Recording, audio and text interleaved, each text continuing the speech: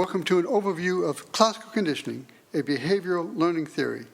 This is the second of 6 presentations on behavioral learning theories as they apply to schooling and education. My name is Bill Hewitt, and I am Professor Emeritus at Valdosta State University and Adjunct Professor at Capella and Walden Universities. There are 2 primary objectives for this brief presentation. First, you'll be able to name and describe the basic model of classical conditioning. And second, you'll be able to describe the components of classical conditioning and give an example of how this could impact emotional behavior. Ivan Pavlov, who lived between 1849 and 1936, was the major theorist for classical conditioning. He was a Russian scientist trained in biology and medicine, as was his Austrian contemporary, Sigmund Freud, who developed a psychodynamic approach to the study of personality. At the time of his discovery of the laws of classical conditioning, Pavlov was studying the digestive systems of dogs. As in all behavioral theories, classical conditioning treats the organism, which includes all animals, including human beings, as a black box. That is, it is assumed there is an internal behavior that is hidden from the observer or researcher, and therefore does not enter into the theory of what explains behavior. In classical conditioning, there is a direct, automatic, or reflexive connection between a stimulus that comes before the response, that is, it is antecedent, and the response itself.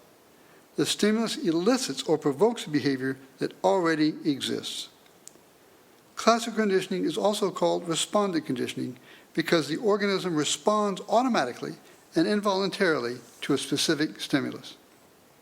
For example, if a puff of air is blown into a person's eye, the person will automatically blink. The specific model for classical conditioning, or learning in the classical conditioning paradigm, starts with a stimulus that will elicit the target behavior.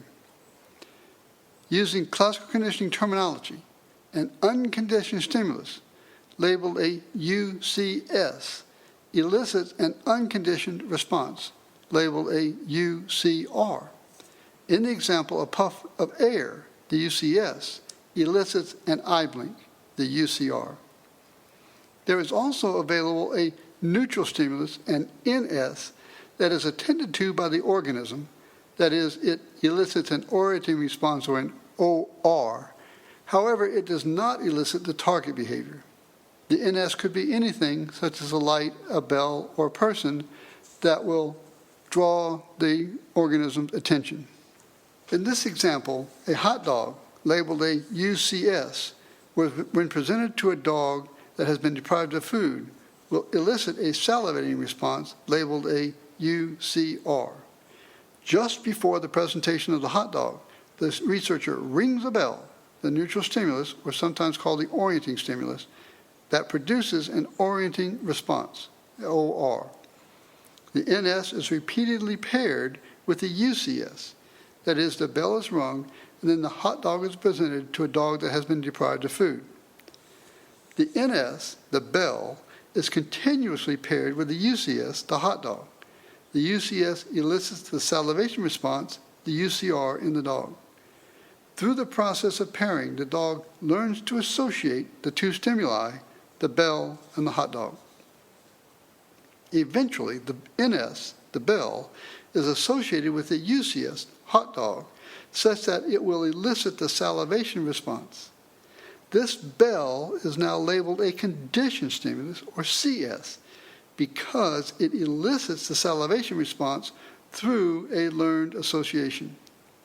The salivation response is now labeled a conditioned response, or CR.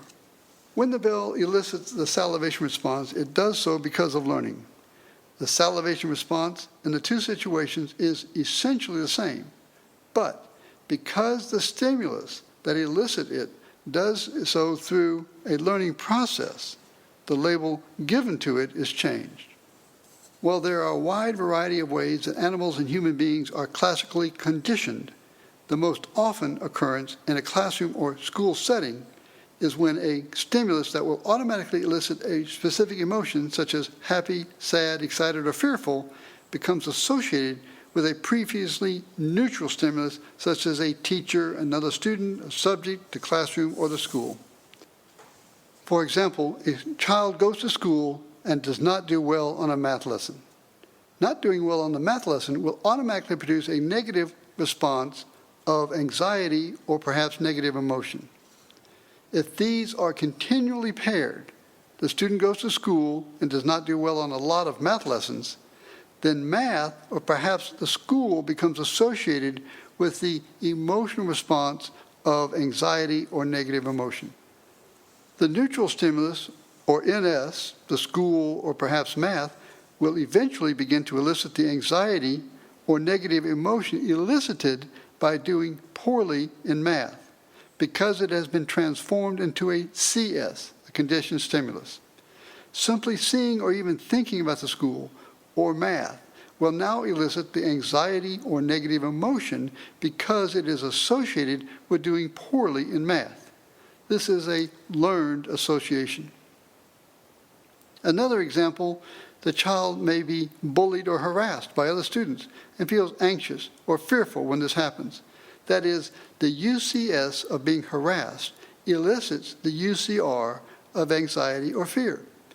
If the child is bullied quite often at school, the UCS of being harassed or bullied becomes associated with the previously neutral stimulus, NS, the school.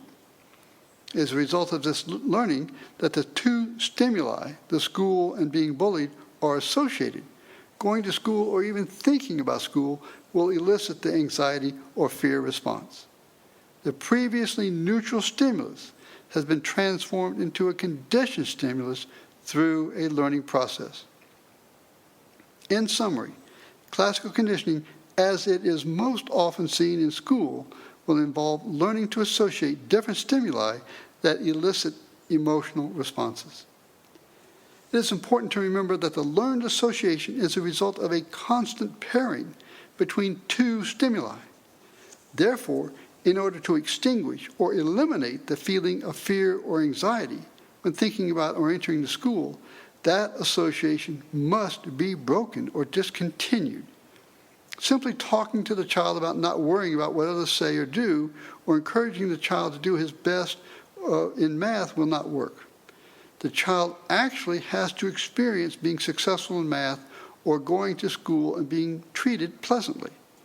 Old connections have to be eliminated and new connections have to be established. This is the second in a series of presentations on behavioral learning theories. The first in this series was an overview of the major categories of behavioral learning theories. The next three presentations include an overview of operant conditioning, the techniques used in operant conditioning, and the schedules used in applying consequences in operant conditioning. The series ends with a discussion of behavior modification techniques derived from the behavioral learning theories. There are also quizzes available that allow you to check your understanding of the behavioral learning theories.